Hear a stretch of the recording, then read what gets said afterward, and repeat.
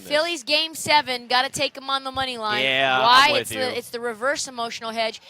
I'm happy if they lose. I'll happily spend my money for them to lose. But they are very fun, and I would like to see them in the World Series just for more betting on them. Opportunities. It is crazy for me because it is this weird mix of emotion for me where damn it they're fun to watch. They are. But they're also For a division Philly. rival of my team. Yeah, but at the same time my team's not relevant right now, so it doesn't really matter. Yeah. But it just kind of makes me sick that I'm enjoying watching them. They're kind of like the they're kind of like the Detroit Lions a little bit. Like the name on the jersey's the only thing that is keeping me away.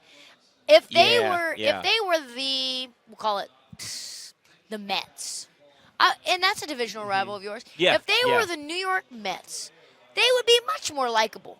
If they were the Marlins, it's just because they're from Philly. See, I think the Marlins they would be. The Mets though, Maybe we not don't the like the Mets. Mets in DC. I know. Because Mets fans come down and They're invade, annoying. and they're annoying, and they annoying. invade the stadium, and Maybe we've that had all wasn't that. a great example. Philly, but the Marlins was. I think the Marlins I'd be like, division rival, or the but Twins. If they're like the Minnesota Twins, like, cute. Oh, yeah. Cincinnati Reds, adorable. But it's like, ugh, Philly. Well, yeah, you're also taking them.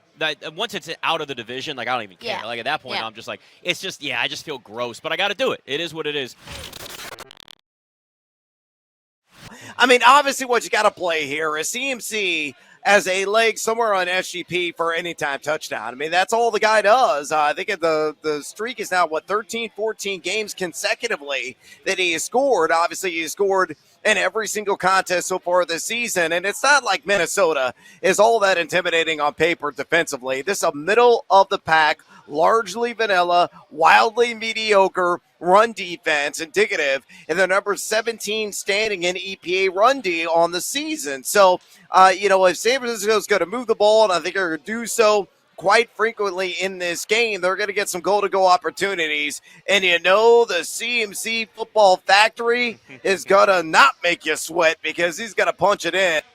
So I love him, again, as a singular leg in an SGP, because if you just wager simply on an anytime touchdown, they really have to slap the wallet with the juice nearing minus 200 right now at BetMGM. Jimmy Graham in his prime, and you start going down that list. Can you believe he still play football? Let me tell you something. Seeing that he was back with the Saints this year, it blew my mind. I was like, oh, my God, he's still playing football? I had to look it up. I thought it was a joke the first time I saw that. When I was said, like, what? Jimmy Graham has scored a touchdown? And I'm like, click, click, click, click, click. Is that Jimmy Graham Jr.?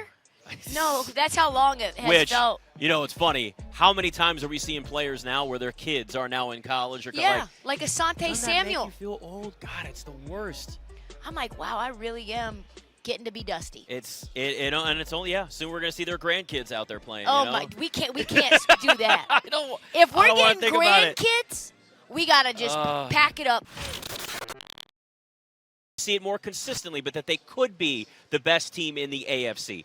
Got to cut down on the turnovers from Lamar Jackson. Got to cut down on the drops that we saw last week. If they can continue to get more production out of their receivers, I mean, that's a team that could be as good as anybody in the NFL in Baltimore. Christmas Day, Ravens, Niners, and San Francisco. I love it. That is the one. That is a Christmas present. That is a present. Yeah, it is. Circle that on your calendar because that's the one right there. It's a possible Super Bowl matchup, honestly. That would be a great Super Bowl. Again, I mean, a rematch from the Harbaugh years ago. There we go. No. Oh, no. Oh, no. I'm sorry. Oh, no. The Vikings just scored a touchdown with 7 seconds to go in the first half and the overhit. Oh, no. 60-yard touchdown from Jordan Addison. Oh. Do you need a minute? I'm going to give you a minute. That is so brutal. That is about as bad of a bad beat on a first half total, spread, anything that you could have. I also had the 49ers minus 3.5 in the first half, so, that wasn't even going to hit. This is, oh, man. Technically, I have to speak because somebody has to talk, but I'm kind of at a loss of words for you. Say this, though. Big bounce-back game for the Eagles last night. Huge. You watch that and go, They look good. here's the difference between the Dolphins and the Eagles. The Eagles are not only much better defensively, but they're a physical team. And physical teams in the NFL, especially once you get to the playoffs, they always have the advantage over a finesse team like the Dolphins. Well, and the thing that I find to be interesting is a lot of people were like, oh, well, the Eagles beat that ass. Mm-hmm.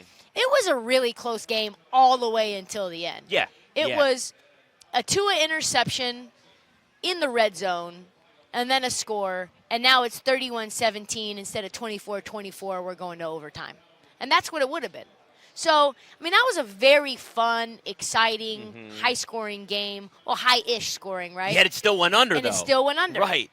When you get 31 out of the Eagles, you're not expecting to get 17 out of the Dolphins. No. But congratulations to the Eagles. They're really for real. And by the way, the rich get richer. They traded for Kevin Byard today, I the saw safety that. from the Titans. Like, are you kidding me? How listen, come my Cowboys couldn't do that? How- Why wouldn't we do that? Howie Roseman deserves a statue built outside of their stadium. We'll give you now. Leighton Vander Esch. How about that? We'll give you instead. Changed my mind on a Monday. Jalen Hurts proved, T, that he has a better NFL quarterback than Tua. By the way, checking out your MVP odds, the latest over at BetMGM. Patrick Mahomes plus 260, Tua's 4-1, Hurts 5-1. Jalen better than Tua as of last night. Changed my mind on a Monday. I guess that was really one of those things that you could say, all right, is this the Alabama versus Alabama quarterback rivalry? Tua ends up supplanting Jalen Hurts, gets him to transfer, and then Jalen Hurts becomes an MVP caliber quarterback. He would have won it last year. 279, 2 touchdowns and an interception.